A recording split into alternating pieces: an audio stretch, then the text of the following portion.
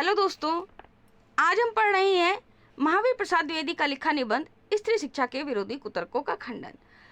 तो निबंध पढ़ने से पहले मैं थोड़ा सा इस निबंध की पहले भूमिका बांधें कि ये निबंध सबसे पहले जो विचारात्मक लेख था, जो छपा सबसे पहले सितंबर 1914 में सरस्वती पत्रिका में, और ये निबंध उस समय छपा, जो इसका शीर्षक था वो शीर्षक था पढ़े लिखों का पांडित्य।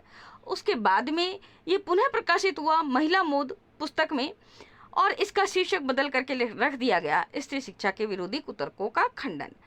इस निबंध में पुरानी और अमान्य हो चुकी जो परंपराएं हैं इनको सुधार करके अपनाने की बात की गई है, यानी कि रूढ़िगत जो परंपराएं हैं इनको भुला करके हमें जो नई परंपराएं हैं उनको अपनाने की बात की गई है। तो ये निबंध पढ़ने से पहले हम पढ़ें महावीर प्रसाद द्विवेदी का लेखक परिचय, यानी कि जीवन परिचय, इनका व्यक्तित्व और कर्तृत्व। देखिए, जीवन परिचय हम पढ़ रहे हैं। हिंदी साहित्य में युग प्रवर्तक के नाम से विख्यात एवं द्विवेदी युग के नायक माने जाने वाले महावीर प्रसाद द्विवेदी का जन्म हुआ 1864 में रायबरेली जिले के दौलतपुर गांव में। आर्थिक स्थिति ठीक न होने के कारण इन्हें बीच में ही पढ़ाई छोड़ देनी पड़ी। रेलवे में नौकरी करते हुए इनकी रुचि हिंदी साहित्य और कविता में बढ़ने लगी। 1903 में रेलवे से इस्तीफा देकर इन्होंने प्रसिद्ध हिंदी मासिक पत्रिका सरस्वती का संपादन भी शुरू किया। माता पिता की धार्मिक प्रवृत्ति का प्रभाव इन पर पड़ा। इनका प्रभाव इनके साहित्य पर भी देखा जा सकता है। नई कवियों को साहित्य रचना हेतु प्रेरित करने वाले द्विवेदी जी का निधन हुआ 1938 में। 1938 में इनका निधन हो गया। इनकी रचनाएं देखिए। महावीर प्रसाद द्विवेदी जो संपादक रहे, भाषा वैज्ञानिक, पुरातत्ववेता, इतिहासकार, समाजशास्त्री तथा समालोचक थे। उनकी प्रमुख रचनाएं हैं निबंध संग्रह में देखिए रसज्ञ रंजन, साहित्य संदर्भ, साहित्य सीकर, अद्भुत आलाप। काव्य संग्रह में देखिए काव्य मंजूषा, सुमन, काव्य कुब्ज, अबला और विलाप। दर्शन में जो इन्होंने दर्शन के ऊपर आधारित लिखी है पुस्तक, उसमें है आध्यात्मिकी। अर्थशास्त्र पर है संपत्ति शास्त्र। अनुवाद इन्होंने किया है गंगा लहरी का, ऋतु तरंगिणी का, कुमार संभव सार का। नारी चेतना में इन्होंने लिखा है महिला मोद। नारी चेतना के ऊपर आधारित जो इनकी पुस्तक है महिला मोद। द्विवेदी जी की कविताएं द्विवेदी काव्यमाला में संकलित हैं। ये हो गई इनकी रचनाएं। अब हम पढ़ रहे हैं इनकी साहित्यिक विशेषताएं कि इनकी साहित्यिक विशेषताएं क्या क्या हैं। देखिए, महावीर प्रसाद द्विवेदी ने साहित्य की हर विधा को समृद्ध बनाने में अपना योगदान दिया। साहित्य की हर विधा में देखिए जो हमने पढ़ा है ऊपर, रचनाएं में इन्होंने निबंध लिखा है, इन्होंने काव्य कविताएं लिखी हैं, इन्होंने दर्शन के ऊपर अपनी लेखनी चलाई है, अर्थशास्त्र पे इन्होंने लिखा है, अनुवाद भी किया है, नारी चेतना के ऊपर भी लिखा है। तो मतलब साहित्य की हर विधा को समृद्ध बनाने में अपना योगदान दिया। उन्होंने अपनी रचनाओं के माध्यम से तत्कालीन साहित्य में प्रचलित रूढ़ियों का जबरदस्त विरोध किया। उन्होंने रूढ़िवादिता, घूसखोरी जैसी सामाजिक बुराइयों पर प्रहार किया। उन्होंने भाषा को संस्कारित करने के साथ साथ छुआछूत, बाल विवाह, दहेज प्रथा, देश प्रेम जैसे विषयों पर अपनी लेखनी चलाई। समालोचना को हिंदी साहित्य में लाने का श्रेय भी द्विवेदी जी को ही जाता है। अब इनकी भाषा शैली कैसी है देखिए। द्विवेदी जी की भाषा पूरी तरह से शुद्ध साहित्यिक खड़ी बोली है, जिसमें तत्सम शब्दों की बहुलता है, यानी कि तत्सम शब्दों का प्रयोग इन्होंने बहुतायत किया है अपनी भाषा में। उनकी भाषा प्रवाहमयी तथा वर्णात्मक, उपदेशात्मक तथा व्याख्यात्मक शैली युक्त है। देखिए बच्चों, ये जो शब्द हैं इनको आप पकड़ के चलिएगा। जब आप कोई भी व्याख्या करते हैं तो उसमें भाषा शैली जब लिखते हैं तब भाषा शैली में यही शब्दों का प्रयोग आपको करना चाहिए।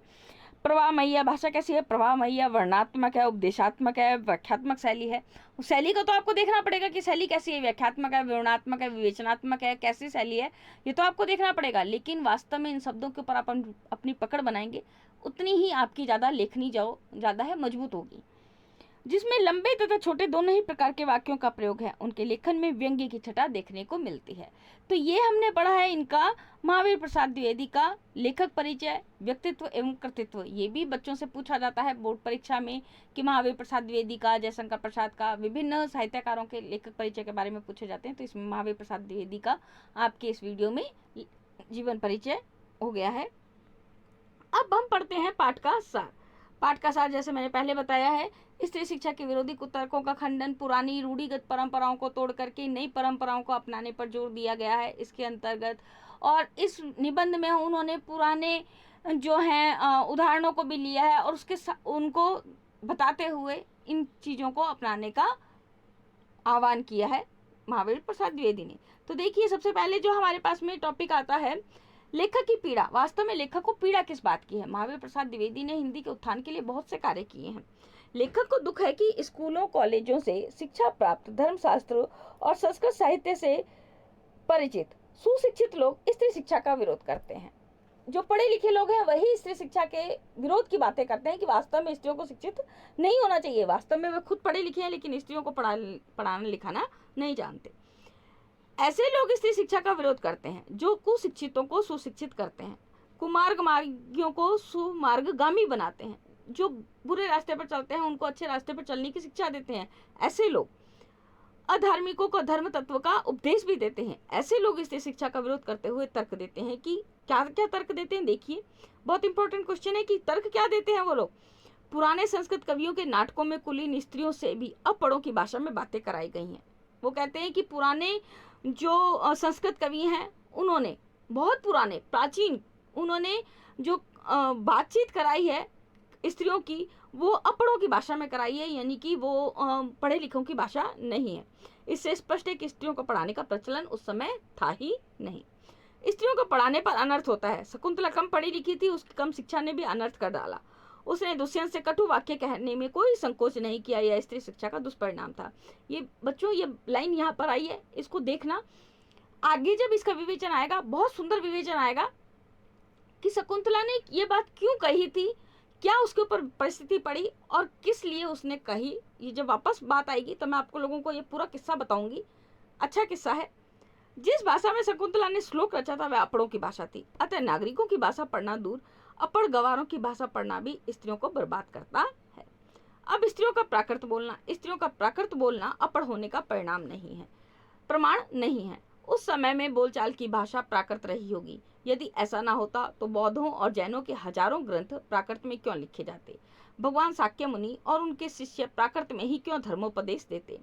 बौद्धों का त्रिपिटक ग्रंथ की रचना प्राकृत में किए जाने का एकमात्र कारण यह है कि उस जमाने में सर्वसाधारण की भाषा प्राकृत थी। अतः प्राकृत बोलना और लिखना अशिक्षित होने का चिन्ह नहीं है। जिन पंडितों ने गाथा, सप्तशती, सेतुबंध महाकाव्य और कुमारपाल चरित आदि ग्रंथ प्राकृत में लिखे हैं, यदि वे अपड़ गंवार थे तो हिंदी के प्रसिद्ध से प्रसिद्ध अखबार के संपादक इस जमाने में अपड़ और गंवार कहे जा सकते हैं, क्योंकि वे अपने जमाने की प्रचलित भाषा में लिखते हैं। प्राकृत पढ़कर भी उस जमाने के लोग उसी तरह सभ्य, शिक्षित और पंडित हो सकते थे जिस तरह हिंदी, बांग्ला, मराठी भाषाएं पढ़कर इस जमाने के लोग हो सकते हैं। फिर प्राकृत बोलना अपड़ होने का सबूत कैसे हो सकता है? यह है स्त्रियों का प्राकृत बोलना कि प्राकृत अगर बोलती हैं तो वो, उनका ये नहीं है कि वो वास्तव में अनपढ़ थी, वो पढ़ी लिखी भी थी, लेकिन प्राकृत इसलिए बोला जाता था क्योंकि उस समय बोलचाल की भाषा ही प्राकृत थी। अभी देखिए ऊपर वाला मैं बताती हूँ आपको। शकुंतला कहते हैं कि पढ़े लिखे लोग कहते हैं कि शकुंतला ने दुष्यंत को कटु वाक्य कहे। तो कटु वाक्य क्यों कहे? क्योंकि दुष्यंत ने उनसे गंधर्व विवाह किया। गंधर्व विवाह वो विवाह होता है जिसके अंदर स्त्री पुरुष विवाह कर लेते हैं, लेकिन बताते नहीं है कि वास्तव में उन्होंने विवाह कर लिया है, और विवाह की बाद की मतलब वो विवाह पति पत्नी जैसे ही रहने लग जाते हैं। तो जब वो रहने लगे, उन्होंने ना उनके पिता को बताया, शकुंतला के पिता को भी नहीं बताया, उधर दुष्यंत के माता पिता को भी नहीं पता था कि भाई इन्होंने विवाह कर लिया है। वो केवल वन विहार करने आए थे, वहां पर उन्होंने शकुंतला को देखा और उनसे उन्होंने विवाह कर लिया, पसंद आ गई। उसके बाद में दुष्यंत तो चले गए अपने वापस में राज्य में राज करने के लिए, और शकुंतला को अंगूठी दे करके चले गए कि भाई ये लो अंगूठी, और जब तुम मेरे पास में आओगी तो मुझे ये अंगूठी दिखा देना, मैं तुम्हें अपना लूंगा, ठीक है। लेकिन यहाँ पर दुष्यंत जो शकुंतला थी वो हो गई गर्भवती। अब इन्होंने अपने पिता को ये बात बताई, तो पिता ने कहा चलो ठीक है तुम जाओ राजा दुष्यंत के राज्य में जाओ।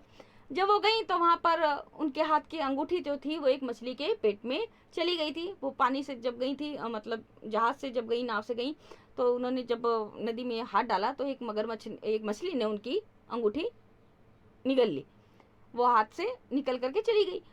तो उन्होंने जब वहां पर जाकर के दुष्यंत को बोला कि मैं आपकी धर्म पत्नी हूँ और आपने मेरे से विवाह किया है, गंधर्व विवाह किया था, तो दुष्यंत तो सब कुछ भूल चुके थे। और दुष्यंत ने कहा कि नहीं तुम मेरी पत्नी नहीं हो, और अगर हो तो तुम मेरे को कोई निशानी बताओ। तो जब बताती है शकुंतला निशानी बताती है तो उनके हाथ में अंगूठी नहीं होती। अब दुष्यंत को भी कुछ याद नहीं आता।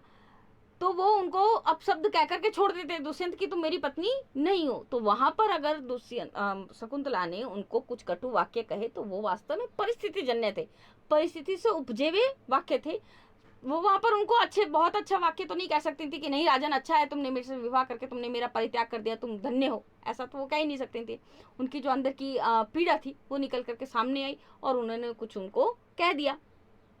तो ये गलत नहीं है, लेकिन फिर भी विद्वान कहते हैं कि वो अनपढ़ थी, इसलिए उन्होंने उनको कटुवाक्य कहे। ये मैंने आपको पूरी ऊपर वाली बात बताई है।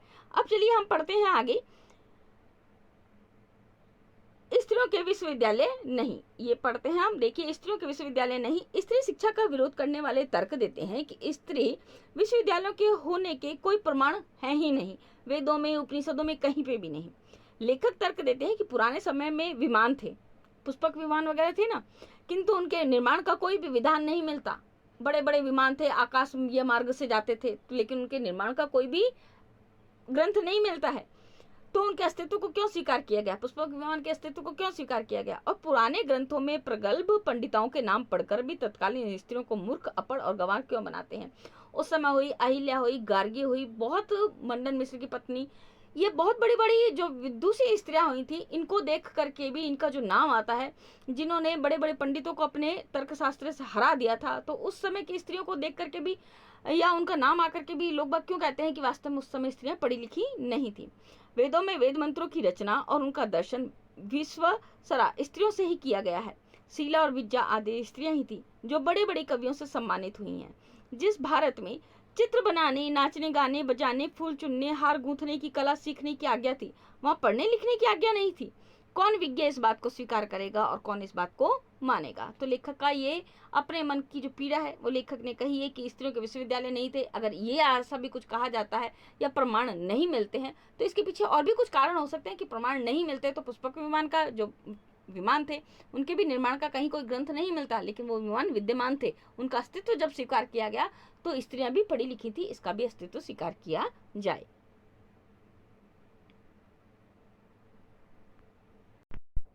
अभी यही देखिए कि स्त्रियों के पढ़ने लिखने के लिए कोई विश्वविद्यालय नहीं थे, इसी में ही आगे बात चल रही है। तो कवि ये जो कह रहे हैं महावीर प्रसाद द्विवेदी, वो कह रहे हैं, देखिए कि अत्रि की पत्नी पत्नी धर्म पर व्याख्यान दे, गार्गी बड़े बड़े ब्रह्मवादियों को हरा दे, मंडन मिश्र की सहधर्मिणी शंकराचार्य के छक्के छुड़ा दे, तो भी लोग यही कहेंगे कि वे ना पढ़ती और ना पूजनीय पुरुषों का मुकाबला करती।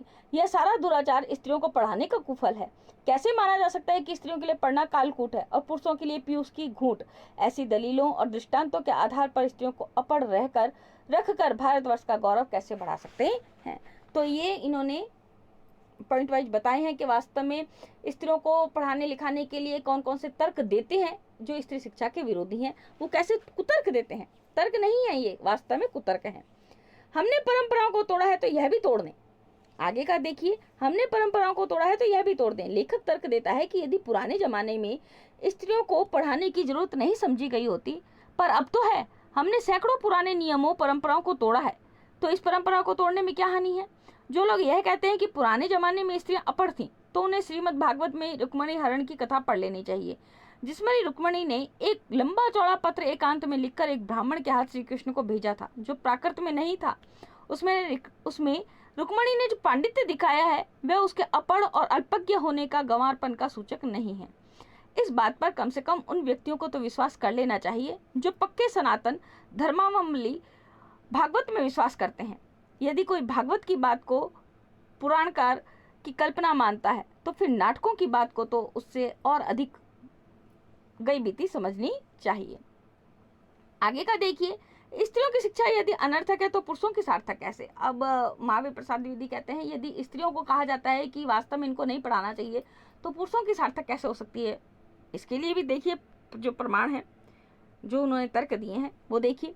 यदि स्त्रियों की शिक्षा अनर्थ करने वाली है तो पुरुषों की शिक्षा उससे भी भयावह है, क्योंकि बम फेंकना, लूटमार करना, नरहत्या करना, डाके डालना, चोरियां करना, घूस लेना आदि कैसे सार्थक हो सकता है? ये कैसे सार्थक हो सकते हैं? ये काम कैसे सही हो सकता है? यदि ये सब शिक्षा का ही परिणाम है तो सारे स्कूल कॉलेज पाठशालाएं बंद हो जानी चाहिए। शकुंतला ने दुष्यंत को जो कटु वाक्य कहे हैं उसमें स्वाभाविकता है, जो मैंने अभी आपको बताया था शुरू में ही।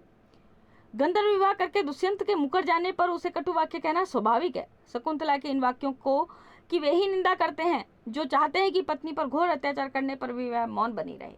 ऐसे पुरुष जो अपने पुरुषत्व का वर्चस्व चाहते हैं समाज में, वही लोग चाहते हैं कि स्त्री पर अत्याचार हो और वो अत्याचार को सह ले, मौन रह करके उसके लिए आवाज ना उठाए। ऐसे लोग ही शकुंतला को गलत कहेंगे, बाकी लोग जो परिस्थिति को समझेंगे वो कभी गलत नहीं कहेंगे। जिस कवि ने शकुंतला नाटक में शकुंतला द्वारा कहे कुवाक्य को लिखा है, उसी कवि ने साध्वी स्त्री कही जाने वाली सीता के परित्यक्त होने पर राम के प्रति सीता द्वारा कहे गए कुवाक्य को भी लिखा है। सीता ने कहा कि हे लक्ष्मण, जरा उस राजा से कह देना कि मैंने तो तुम्हारी आंखों के सामने ही आग में कूदकर अपनी शुद्धता साबित कर दी थी, उस पर भी लोगों के मुख से झूठ बात सुनकर तुमने मुझे छोड़ दिया। क्या यह बात तुम्हारे कुल के अनुरूप है? क्या तुम्हारी विद्वता या महत्ता को शोभा देने वाली है? यह उक्ति किसी गंवार स्त्री की नहीं है, अपितु महाब्रह्म ज्ञानी राजा जनक की पुत्री और मनु आदि महर्षियों के धर्म शास्त्रों का ज्ञान रखने वाली रानी की है। अतः शकुंतला की तरह अपने परित्याग को अन्याय समझने वाली सीता का रामचंद्र के विषय में कटु वाक्य कहना सर्वथा स्वाभाविक है। अब आगे का देखिए, आपके पास में जो है पाठ के सार में अगला बिंदु है, वो है पढ़ने लिखने में अनर्थ नहीं। पढ़ने लिखने में अनर्थ नहीं है। अनर्थ की संभावना तो पुरुषों, स्त्रियों, अपढ़ों, पढ़े लिखों सभी से बनी रहती है। अनर्थ पापाचार, दुराचार के कारण तो और भी बहुत से हो सकते हैं। अतः जो लोग यह कहते हैं कि पुराने जमाने में स्त्रियां नहीं पढ़ती थी, या तो वे इतिहास से अनभिज्ञता रखते हैं, यानी कि वो इतिहास को जानते ही नहीं है, या जानबूझकर लोगों को धोखा देते हैं। ऐसे लोग दंडनीय ही हैं, यानी कि इनको वास्तव में दंड मिलना चाहिए, क्योंकि स्त्रियों को निरक्षर रखने का उपदेश देना समाज का अपकार या अपराध करना है, समाज की उन्नति में बाधा डालना है। अब आता है अगला बिंदु, शिक्षा प्रणाली में संशोधन की आवश्यकता। कि वास्तव में शिक्षा प्रणाली में संशोधन की आवश्यकता है। जिस शिक्षा प्रणाली में स्त्रियों को पढ़ाना अनर्थकारी समझा जाता है, उस शिक्षा प्रणाली में संशोधन कर लेना चाहिए। लड़कों की शिक्षा प्रणाली भी अच्छी नहीं है। बुरी प्रणाली होने के कारण कोई भी स्कूल और कॉलेज बंद करने की राय नहीं देता, न उचित है। फिर स्त्रियों की शिक्षा बंद करने की राय देना भी उचित नहीं है। शिक्षा प्रणाली में संशोधन किया जा सकता है कि स्त्रियों को क्या पढ़ाना चाहिए, कितना पढ़ाना चाहिए, किस तरह की शिक्षा देनी चाहिए और कहाँ देनी चाहिए। परंतु यह सोचना कहना उचित नहीं है कि लड़कों के पढ़ने लिखने में कोई दोष नहीं है और लड़कियों को पढ़ना अनर्थकर है। यह तो अभिमान का उत्पादक है, गृह सुख का नाश करने वाला है। ऐसा कहना 16 अन्य मिथ्य है। यानी कि महावीर प्रसाद द्विवेदी बिल्कुल पक्षधर थे स्त्री शिक्षा के। उन्होंने हर जगह विरोध किया और विरोध करने के साथ साथ में उन्होंने उदाहरण भी दिए कि वास्तव में उदाहरण नहीं, मतलब उन्होंने ये भी कहा कि अगर ये चीज़ बंद कर देनी चाहिए तो वास्तव में ये चीज़ें भी बंद कर देनी चाहिए। उन्होंने इन चीज़ों के लिए पीछे इन कुतर्कों का खंडन अपनी तरीके से बहुत अच्छी तरीके से किया। तो बहुत अच्छा निबंध, पाठ का सार मैंने आप लोगों को अपने इस वीडियो में बताया। तो बच्चों, अगर आपको वीडियो पसंद आए तो प्लीज़ लाइक, कमेंट और शेयर करना ना भूलें। चैनल को भी सब्सक्राइब करना ना भूलें। आज के लिए धन्यवाद। नमस्कार।